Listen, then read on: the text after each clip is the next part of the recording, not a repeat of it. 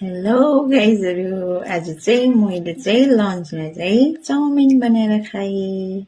किनभने म एक्लै छु घरमा सबै नानीहरू पनि पिकनिक गयो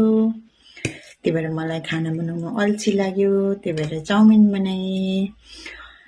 अचार पनि बनाइनँ अचार पनि बनाउन अल्छी लाग्यो अन्डाको पोच बनाएको थिएँ त्यो पनि टालिएर फुट्यो त्यो भएर पोच पनि रफली भयो त्यो भएर आज म लन्चमा चाउमिन खाँदैछु खाए गाइजहरू